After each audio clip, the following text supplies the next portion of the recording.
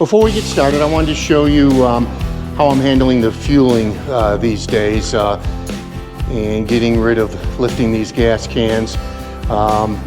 This is a transfer pump, a fuel transfer pump that I picked up from Amazon. This is the OMT fuel transfer tank. I don't recommend it. It leaks, it's not dependable. Had problems with the wheels on it, you name it. But for right now, it works great. Let me just demonstrate for you guys. It'll drain a 5-gallon tank rather quickly. You see I've got this little stick on the tube. That's simply to keep the tube from curling at the bottom of the fuel tank. So it's filling right now, and within a couple minutes, all of these will be filled, and I won't have to be dealing with lifting up the 5-gallon containers. Just thought I'd pass that along. All right, let's get to the tractor video. If you enjoy our videos, we sure would appreciate a thumbs up, and if you haven't subscribed, please do so. We'd love to have you part of the family. Enjoy the episode today. This video is not necessarily going to be about the shortcomings of this tractor. This is a 2023 John Deere 2038R. It has a turbocharged engine. It's about 36.5 horsepower or so. I've put a lot of attachments on the tractor. You can see I've got a whole set of bucket hooks on here. I have put 1.5-inch wheel spacers on the front and 3-inch on the back. And of course, I've also got the Curtis Advantage cab. I've got heat in the cab. I've added the front work lights, a dome light, even a little cell phone holder here. I've added the mirrors to the tractor. And I love the cab. The doors are off right now for the summer because I don't have air conditioning in the cab, but it serves its purpose. It sure is nice in the wintertime when I'm plowing snow.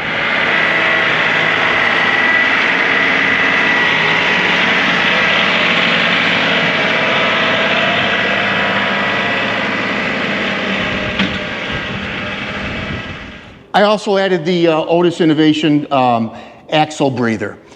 This is, I think, really important and is for $100 or so is a really good investment. On the back wheels, I've got 70-pound weights. Just trying to increase my ballast and make the tractor as safe as possible. Let me show you this, because this is where the derogatory part of my story kind of begins. If you watched our last video, you saw I turned the PTO shaft on the tiller into a pretzel.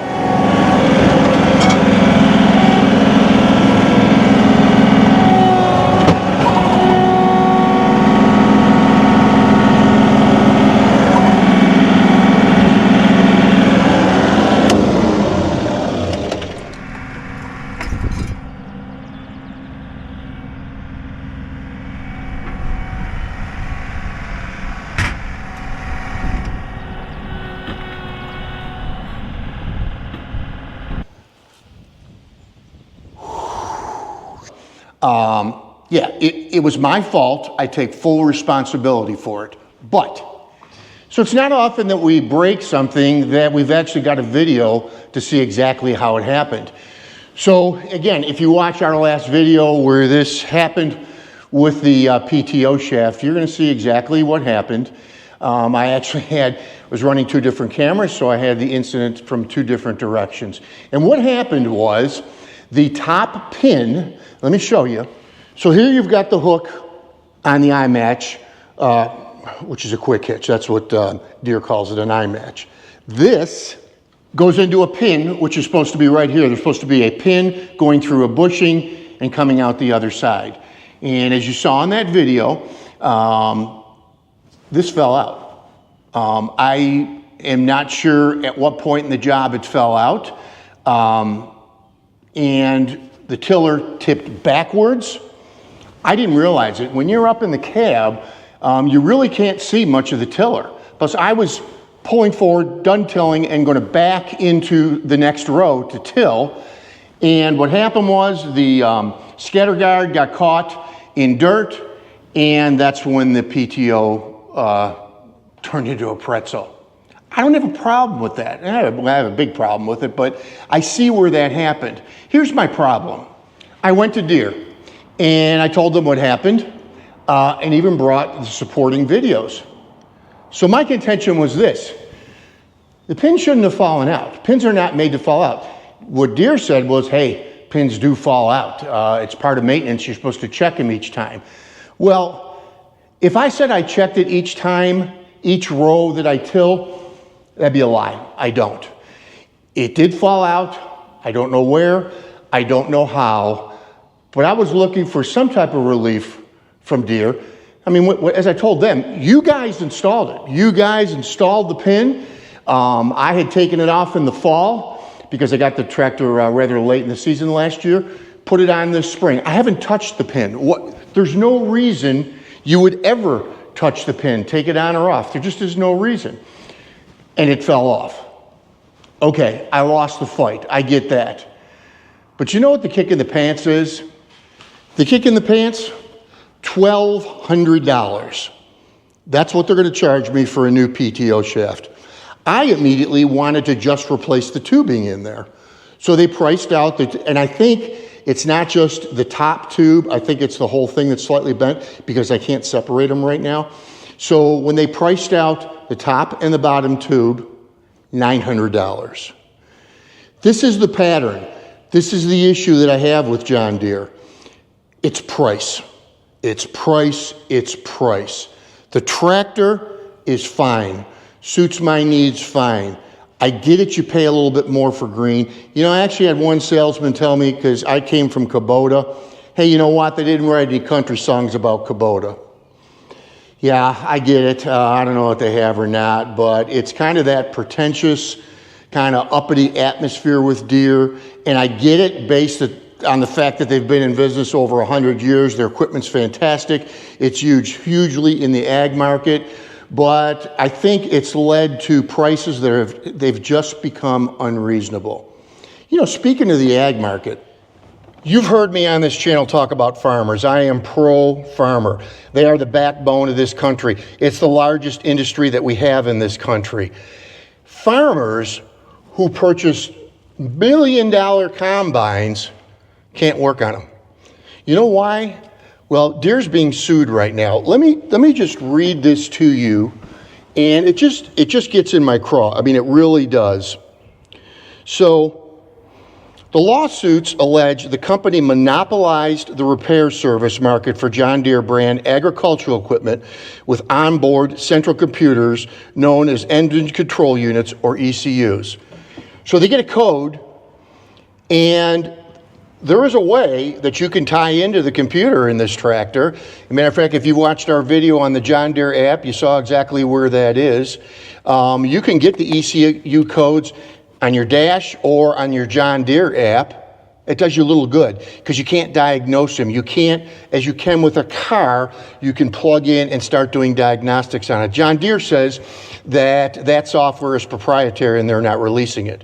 So can you imagine having $1 million combine and having to, what? It's not running. How do you get it to the dealer? Well, you have it towed, which is over $1,000 one way. I mean, it's just unfair.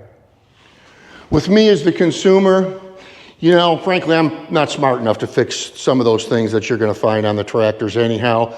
I'd like the opportunity to be able to diagnose it. There are some things that I can do. And what I can certainly do is I can differentiate between a critical repair or a repair that can wait. Because anytime you have a critical repair, automatically adds dollar signs to it. I mean, that's with your car, that's with anything. Calling a plumber on a Sunday because it's critical, it's going to cost you a lot more money. Money, money, money. That is the theme of this video and why I would not rebuy this tractor. When I have seen out there, a lot of fellow YouTubers have done videos, TYM, Coyote, and so on and so forth. Now, Kubota is right up there with Deere as far as pricing. In some cases, it's a little bit more. But this is nearly a 40 horsepower tractor. You know, if I went on about the same thing from TYM, I'm going to be about 20% less money. Some instances, it's as much as 25% less money. I get the dealer network. That's huge to me. My dealer, I could literally walk to from here. I've got no problems with my dealer, by the way. I mean, they price relative to the market that John Deere sets. But at some point, I got to ask myself, and you're talking 25% difference in price on a major investment. That's some serious money, at least for me it is, okay? Versus TYM may not have some of the bells and whistles, but honestly, in this size tractor, their cab beats the Curtis cab hands down. I do not believe that you can get a factory cab from Deere for a 2 Series. I may be wrong on that. I don't think I am. I know on the 1 Series and the 2 Series, they predominantly use the Curtis cabs.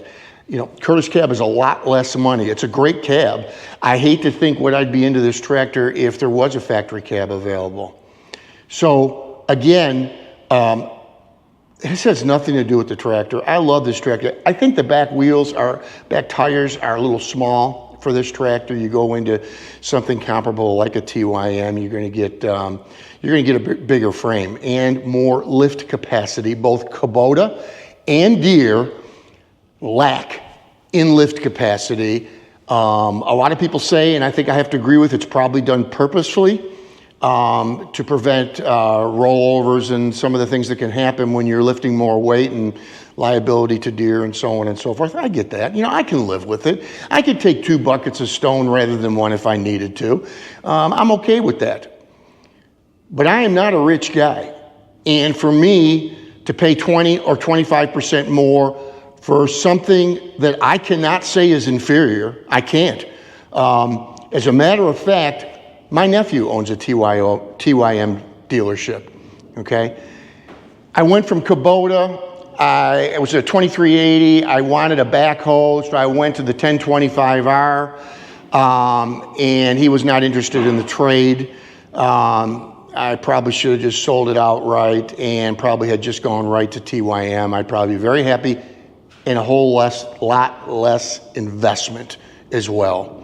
No disrespect meant to any Deere owners. No disrespect meant to Deere. You guys have been in business a long time before I got here. I get that. But as just an average working guy,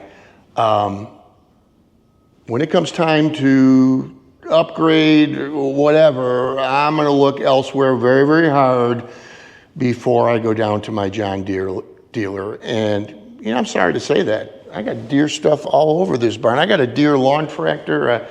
Everything I have in here is Deere. I'm wearing a Deere hat, for crying out loud. I still love the tractor, but not for me, not again. I hope you enjoyed this video, and God bless you all, and we'll see you next time.